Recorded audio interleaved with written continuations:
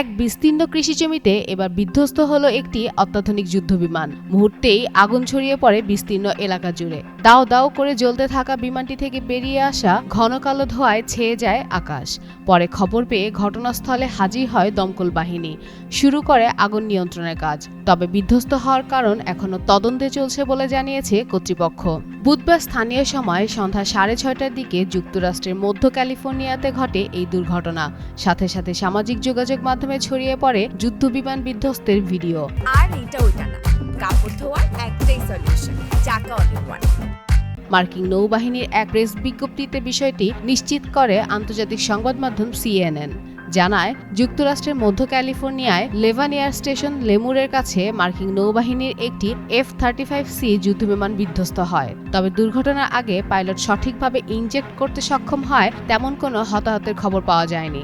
এছাড়াও দুর্ঘটনাস্থল জনবসতি থেকে অনেক দূরে এবং খোলা জমিতে ছিল বলেও জানমালের বা সম্পত্তি ক্ষয়ক্ষতির ঘটনা ঘটেনি। নৌবাহিনী জানিয়েছে, বিধ্বস্ত যুদ্ধবিমানটি স্ট্রাইক ফাইটার স্কোয়াড্রন VF-125 এর অন্তর্ভুক্ত ছিল। এটি একটি ফ্লিট রিপ্লেসমেন্ট স্কোয়াড্রন, যেখানে শিক্ষানবিশ পাইলটদের আধুনিক যুদ্ধবিমান প্রশিক্ষণ দেওয়া হয়। বিধ্বস্ত বিমানটির পাইলটও একজন প্রশিক্ষার্থী ছিলেন।